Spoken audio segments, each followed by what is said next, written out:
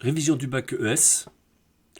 Un exercice d'analyse est sur la fonction exponentielle, exercice donné à Pondichéry le 26 avril 2017. Il s'agit de l'exercice numéro 4 qui est commun à tous les candidats. Les deux parties de cet exercice sont indépendantes. Partie A. Dans cette partie, les réponses seront données sans justification, avec la précision permise par le graphique situé en annexe. Celui-ci présente dans un repère d'origine O la représentation graphique d'une courbe CF d'une fonction f qui est définie et dérivable sur l'intervalle 0,7. Voilà cette fonction. Première question, on demande d'encadrer par deux entiers consécutifs chacune des solutions de l'équation f de x égale 10 sur l'intervalle 0,7. On va un petit peu justifier le résultat. Donc pour cette première question, on trace la droite d'équation y égale 10. On s'aperçoit que la courbe coupe cette droite en deux points. Le premier point est un point dont l'abscisse x1 est compris entre 0 et 1. Donc on a une solution entre 0 et 1. Et la courbe coupe cette droite y égale 10 en un deuxième point dont l'abscisse x2 est compris entre 2 et 3. Donc on a deux solutions à l'équation f de x égale 10. x1 compris entre 0 et 1 et x2 compris entre 2 et 3. Deuxième question, donner le maximum de la fonction f sur l'intervalle 0,7, préciser la valeur en laquelle il est atteint. On reprend la représentation graphique de cette fonction et on va aller chercher le maximum. Le maximum, on le repère ici au point d'abscisse 1. Son ordonnée, c'est environ 14,7. On pourra donc conclure que le maximum de la fonction f sur l'intervalle 0,7 est de 14,7 et qu'il est atteint en petit a égale 1. Troisième question, la valeur de l'intégrale, intégrale de 1 à 3 de f de x et x, appartient à un seul des intervalles suivants. Lequel? Alors, premier intervalle proposé, c'est l'intervalle 9-17. Le deuxième intervalle, c'est l'intervalle 18-26. Le troisième intervalle, c'est l'intervalle 27-35. Alors, on ne doit pas justifier, mais graphiquement, on va quand même expliquer pourquoi et le choix de cet intervalle. Tout d'abord, grand A. Qu'est-ce que c'est? C'est l'intégrale de 1 à 3 de f de x et x, c'est-à-dire, c'est l'aire en unité d'aire de la partie du plan qui est définie par x compris entre 1 et 3 et y compris entre f de x et 0, étant donné que la fonction est positive. Alors, je vais reconsidérer l'aire en question, en rose ici. On peut remarquer que cette aire, elle va être approchée par tout d'abord la surface de ce rectangle qui fait 12 unités d'aire, puis la surface de ce triangle qui fait 9 unités d'aire. Donc en fait, l'aire grand A, elle va être proche de 9 plus 12, c'est-à-dire proche de 21. Et donc dans ces conditions, il n'y a qu'un seul intervalle qui correspondra, ça sera l'intervalle petit b, c'est-à-dire que l'aire est compris entre 18 et 26. Partie B.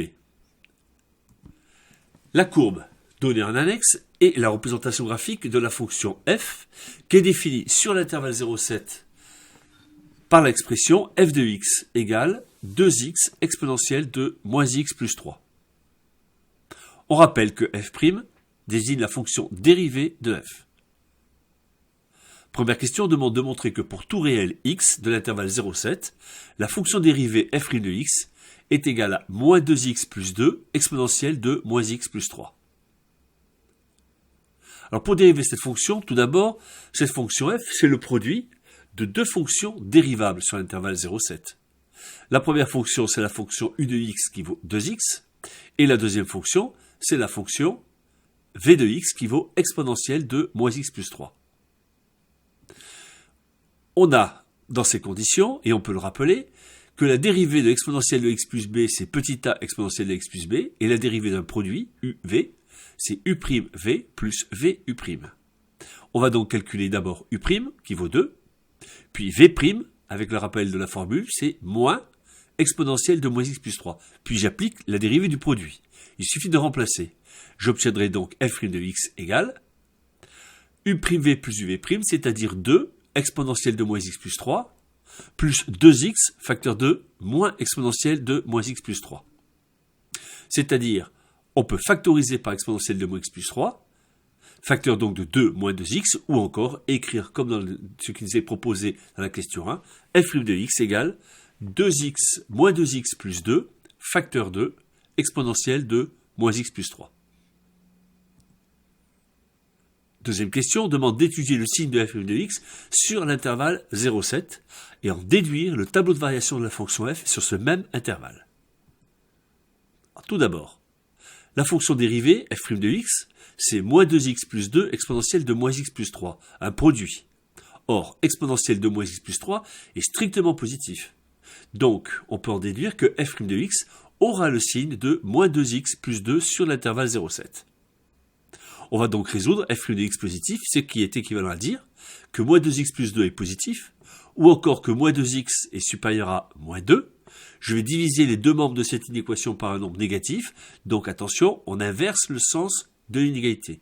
Donc ceci est équivalent à dire que x est plus petit que moins 2 sur 2, c'est-à-dire x plus petit que 1, en étant positif puisqu'on est sur l'intervalle 0,7. En conséquence, on pourra dire que la fonction f sera croissante sur l'intervalle 0,1, la fonction f sera décroissante sur l'intervalle 1,7, elle change de signe en 1, la dérivée s'annule, on pourra donc dire que la fonction admet un maximum en x égale 1. On peut donc maintenant donner le tableau de variation. La fonction est définie sur l'intervalle 1,7, la dérivée s'annule en 1, on va partir donc de f de 0, puis la dérivée est positive, la fonction est donc croissante jusqu'à f de 1. La dérivée passe négative sur l'intervalle 1,7, donc la fonction est décroissante jusqu'à f de 7. Alors f de 0, c'est 0, f de 7, c'est environ égal à 0,2, strictement positif. Question petit b, on demande de calculer le maximum de cette fonction f sur l'intervalle 0,7. C'est-à-dire qu'on nous demande tout simplement de calculer l'image de 1, puisque f admet un maximum à x égale 1. f de 1, ça sera 2e au carré, c'est environ égal à 14,8. Troisièmement, petit a, on demande de justifier que l'équation f de x égale 10 admet deux solutions sur l'intervalle 0,7. On notera alpha et bêta, avec alpha plus petit que bêta. Alors pour répondre à cette question, tout d'abord, sur l'intervalle 0,1, on a une fonction qui est strictement croissante, continue, et dont l'image est dans l'intervalle 0, 2e au carré. 2 au carré, on a vu que c'était 14,7, 14,8, donc on a bien 10 qui appartient à l'intervalle image. En conséquence, on applique le corollaire du théorème des valeurs intermédiaires, et on peut affirmer qu'il existe alpha unique dans l'intervalle 0,1, solution de l'équation f de x égale 10, que je visualise sur le tableau de variation. Maintenant, on va se placer sur l'intervalle 1,7. On a une fonction f qui est continue, strictement décroissante dans l'intervalle f de 7, 2e au carré. 2 au carré, c'est environ égal à 14,8. f de 7, c'est environ égal à 0,2. Donc, on a comme précédemment 10 qui appartient à l'intervalle image. Je peux invoquer à nouveau le corollaire du théorème des valeurs intermédiaires et dire qu'il existe bêta unique dans l'intervalle 0,1, solution de l'équation f de x égale 10 que je visualise dans le tableau de variation.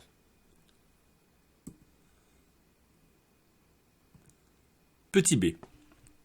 On admet que alpha c'est environ 0,36 à 10 puissance moins 2 près. On demande de donner une valeur approchée de la valeur bêta, l'autre solution, à 10 puissance moins 2 près. Alors on va procéder par balayage avec une calculatrice. On obtient ce tableau de valeurs. On peut remarquer que 10 est entre l'image de 2,16 et l'image de 2,17. C'est-à-dire qu'on a f de 2,16 qui est supérieur à 10, f de 2,17 qui est plus petit que 10. On peut donc en déduire que la valeur bêta cherchée, c'est environ 2,16 à 10 puissance moins 2 près. Quatrième question, on considère la fonction grand F qui est définie sur l'intervalle 0,7 par grand f de x égale moins 2x moins 2, facteur 2 exponentielle de moins x plus 3. Question petit a, on demande de justifier que grand f est une primitive de la fonction petit f sur 0,7. Là, on va appliquer le cours. C'est-à-dire que on a une fonction grand f, on dira que grand f est une primitive de la fonction petit f sur l'intervalle 0,7. Ceci, si et seulement si, la dérivée de grand f sur 0,7 est égale à petit f. Donc grand f rue de x égale petit f de x. Donc on va donc prendre la fonction grand f, on va la dériver, et si cette dérivée est égale à petit f, on pourra conclure. Prenons la fonction grand f, c'est moins 2x moins 2 exponentielle de moins x plus 3. Comme on l'a fait précédemment, on a affaire à une fonction qui est le produit de deux fonctions dérivables. La première fonction u, c'est moins 2x moins 2. La seconde fonction, c'est exponentielle de moins x plus 3. Alors, avec les rappels qu'on avait fait précédemment, la dérivée u', c'est moins 2. V', c'est moins exponentielle de moins x plus 3. Je peux calculer la dérivée grand f' de x comme dérivée d'un produit. u'v plus uv'. Alors, u' moins 2, exponentielle de moins x plus 3, plus v moins 2x moins 2, multiplié par la dérivée, c'est-à-dire moins exponentielle de moins x plus 3. On remarque que l'exponentielle de moins x plus 3, on peut le factoriser. On le met en facteur. Facteur de ce qui reste, c'est-à-dire moins 2, puis moins 2x, c'est-à-dire plus 2x, et moins 2, c'est-à-dire plus 2. Après simplification, il nous reste grand f' de x égale 2x exponentielle de moins x plus 3. Ça n'est rien d'autre que petit f de x. Donc, grand f' de x est égal à petit f de x sur l'intervalle 0,7. En conclusion, on pourra affirmer que grand f est une primitive de la fonction petit f sur l'intervalle 0,7. Petit b, on demande de calculer la valeur exacte de l'aire en unité d'air du domaine du plan délimité par les droites d'équation x égale 1, x égale 3, l'axe des abscisses et la courbe CF. Reprenons cette courbe CF. On trace la droite d'équation x égale 1, la droite d'équation x égale 2, et on va déterminer l'aire de la surface, ou de l'aire en unité d'air, de la partie qui est en rose. Grand A en unité d'air. La primitive de la fonction petit f, c'est la fonction grand f de x, moins 2x moins 2, exponentielle de moins x plus 3. Cette aire grand A est donc égale à l'intégrale de 1 à 3 de f de x dx. C'est-à-dire la variation de grand f entre 1 et 3. Donc grand A, c'est grand f de 3 moins grand f de 1. Il ne me reste plus qu'à les calculer. Grand f de 3, on obtient moins 8. Grand f de 1, on obtient moins 4e au carré. Et donc grand A sera égal à moins 8 moins 4e au carré, c'est-à-dire 8 plus 4e au carré, ou encore 4 facteur de e au carré moins 2 en unité d'air. On obtient environ 21,56, c'est-à-dire c'est bien proche de 21, c'est légèrement supérieur à 21, la réponse qu'on avait trouvée graphiquement précédemment. On a donc bien grand A qui appartient bien à l'intervalle 18-26.